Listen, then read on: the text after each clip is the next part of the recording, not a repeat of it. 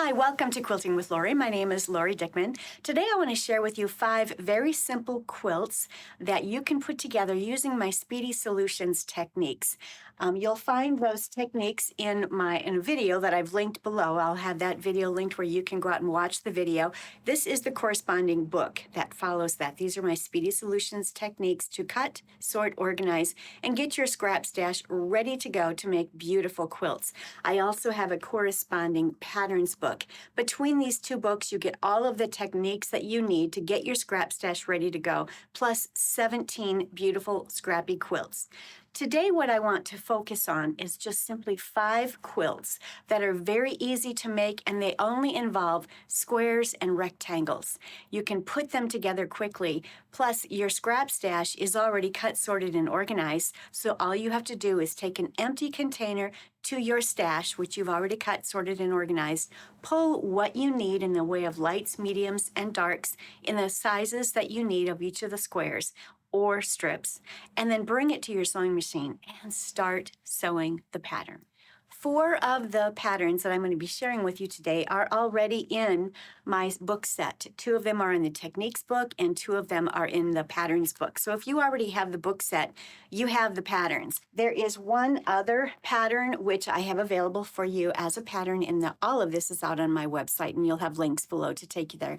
But this is the woven in time. I have many other patterns where you're just using squares and rectangles, but today we're just simply going to focus on these 5 quilts. These patterns that I have, and I've got them available as individual patterns as well, but these patterns are available out on my website, and I'm simply going to show you each quilt, and I'm going to focus in on the different blocks involved and help you to see how simple each of them are to make, because they're all just using squares and rectangles or strip sets as you're putting together some of the borders, etc. The first quilt that I have hanging on the wall here is my 5s and 10s quilt. And I have in the pattern, it's available as a wall quilt, which is 50 by 50, or a larger quilt, which is 72 by 72. It makes a nice lap size quilt. And of course, with all of these patterns, you can simply make them as large or as small as you want by making more or less blocks. And you'll see here on the wall, I've got the quilt itself. I'm going to take you close here, and so you can see the 2 different blocks involved in the center of this quilt. Here's one of the blocks involved in the quilt, a very simple one. It's 5 squares across, 5 squares down. It finishes at 10.5 inches, unfinished, I should say, and it finishes in the quilt 10 inches. So each of these squares and the rectangles are 2.5 inches wide, and you're making 4 patches, and you've got a rectangle here, and you can pull from your 2.5 inch jelly roll or strip set to create that. So you're just putting together basically 3 rows of squares and rectangles to create that block. A very simple block, a very fast block to make. So that was the first block that you'll make in this quilt. And the second block, this quilt is composed of 2 different blocks, is simply this one. And again, you're using 2.5 inch squares in the corner, 2.5 inch wide with the fabric strips here, and then a larger square in the center. I believe this is a 6.5 inch square that will finish at 6 inches in this block when it's pieced. A very simple block to make, and you're putting together 4 of these in the wall quilt and 5 of these blocks in the wall quilt. And then, of course, you'd be making more in the lap quilt.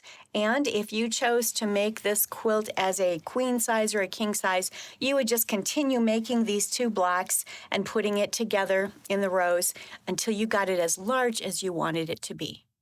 As you can see with the borders, there's wide borders here. I have in lavender and then a teal border. I have some kind of a checkerboard with, I believe these are 3 inch squares. And then there's an outer purple border. So it's just a bunch of borders, very fast and simple to put this one together. Again, what you're pulling from your scrap stash is simply squares and either strips or rectangles that you can cut from larger squares. So that is how I have put this one together. This particular quilt does offer another option for the larger quilt. There are 4 outer blocks on the outer edge here in the center that are pinwheel blocks. And so there you are going to be making some half square triangles. So that is an option. You certainly don't have to use those blocks in your quilt if you want to keep it all squares and rectangles. That's another option. So have fun with that. That's 5s and 10s. I'll have a link below to the pattern as well as to the book set, so you'll know where that can be found. This is the second quilt that I wanted to share with you. This one is called Mirror Mirror. The quilt that I just showed you, the 5s and 10s, if you do have the Techniques book, the 5s and 10s quilt is in this book right here. And this Mirror Mirror quilt is in the larger patterns book. So they're both available in the book. Plus, both of them are available as an individual pattern as well. So I'll have links for all of that below. But this one is such a fast and easy one to put together. I am pulling 8.5-inch squares right here. So this big purple square is an 8.5-inch square. I'm pulling 3 light 4.5-inch squares, 3 light 4.5-inch squares, so that's a total of 6. This is a huge 16.5-inch unfinished block. I'm pulling 3, these are orange here, these are mediums, 3 of the 4.5-inch mediums, and 3 of the 4.5-inch darks. These all kind of have a blue undertone. This one is a great scrap buster. And so you're simply putting together a 4-patch here. It consists of 3 lights and an orange. Here is 3 more lights and an orange, and this 4-patch is the 3 darks and an orange. And then it gets put together as a big, huge 4-patch. So there are a total of 9 4-patches in this quilt, but I'm pulling a lot of 8.5-inch squares, I'm pulling a lot of 4.5-inch squares, and I am getting a quilt put together so very quickly. Now I want to bring you close up so that you can see some of the stitching that I've done on here. I've done some ruler work, and I've done some free motion paisleys. So let me show you that. It'll give you some ideas on how to quilt your quilt. Again, you can make these quilts in any size that you want by just making more 16.5-inch blocks. You'll have a much larger quilt. On this light fabric here, I think you can kind of see the paisleys that I did in that. I did some ruler work on that, more ruler work there. I guess what I did throughout this quilt is I quilted some free motion paisleys in the lights, and then all of the actual colored squares, I used ruler work, and that was a very simple way to accomplish all of that.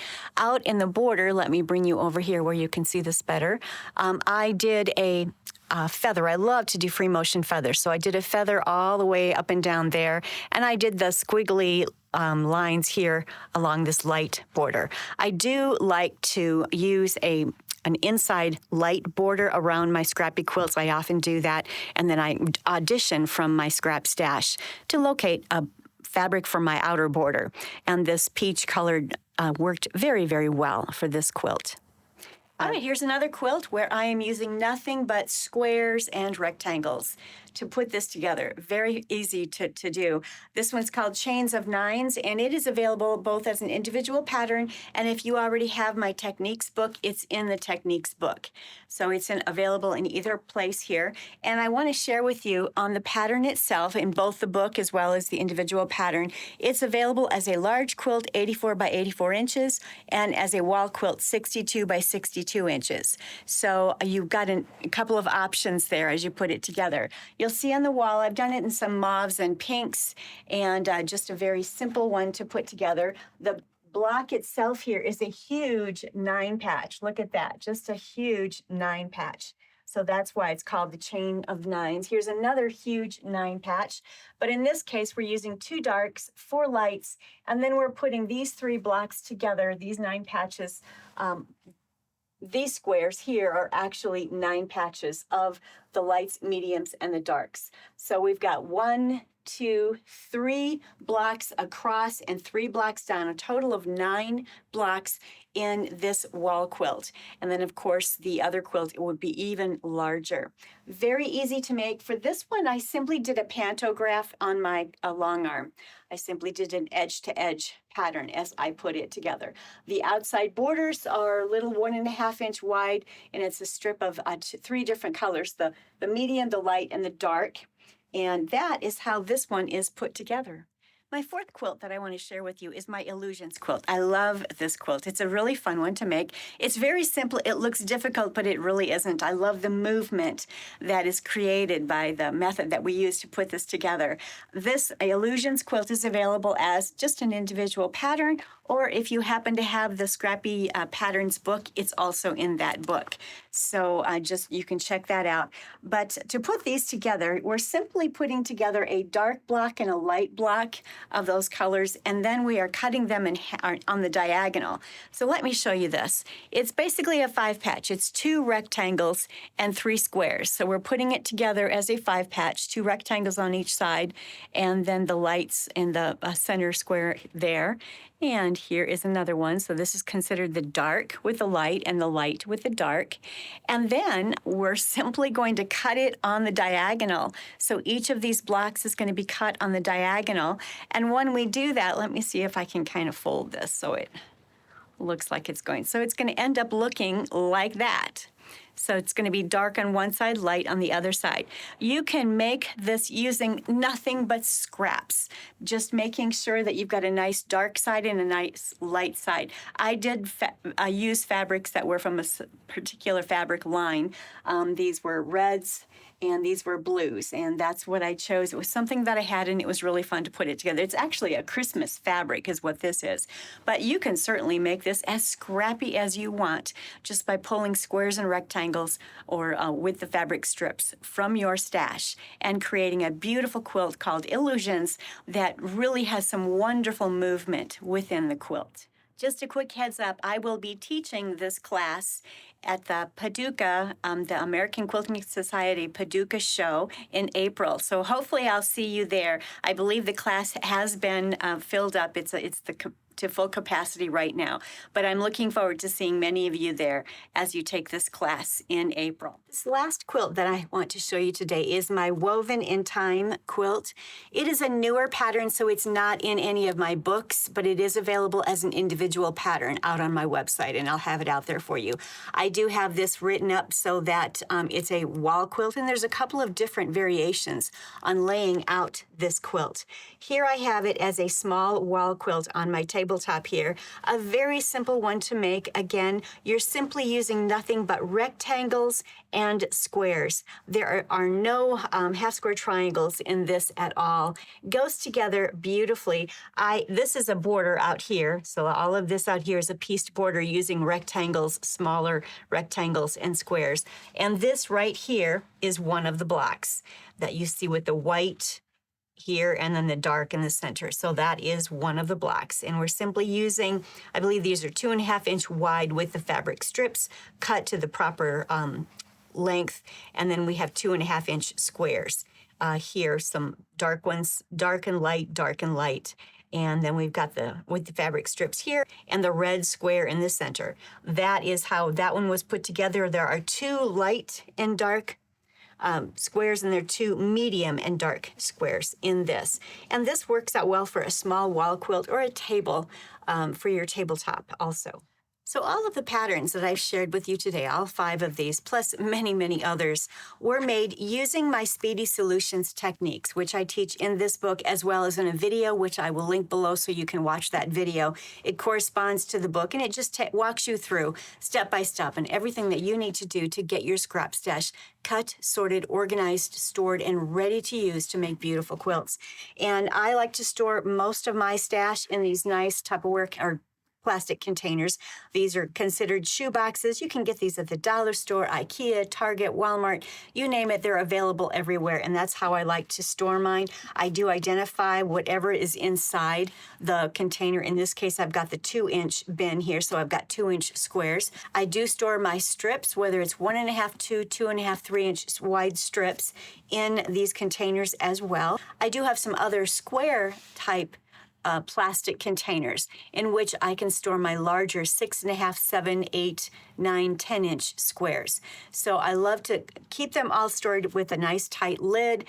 They're organized. I try to keep them organized by lights, mediums, and darks so that when I take my container to my stash to make a pattern, I simply grab my pattern and see how many sizes of what value I need and pull those. I just grab stacks and put them in an empty container, bring that container back to my sewing machine, and start sewing the pattern. Thank you so much for joining me today as I've shared with you some simple patterns that you can make using nothing but squares and rectangles. It really helps you to put together a quilt quickly, especially if you have an event coming up and you need to get a quilt done fast. These are wonderful patterns that give you that opportunity.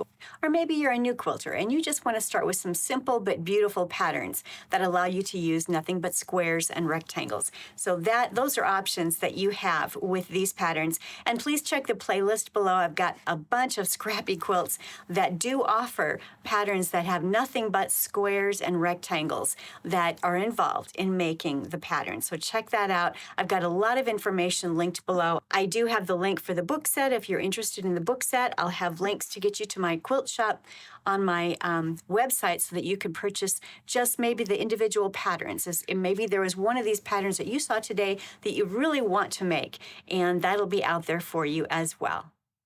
Thank you so much for joining me today. I hope you were inspired to make a quilt, and I hope to hear from you. Leave some comments below. I love to hear from my viewers. And don't forget to like and subscribe. That really does help my channel to grow. Thank you so much. Have a wonderful week and happy quilting.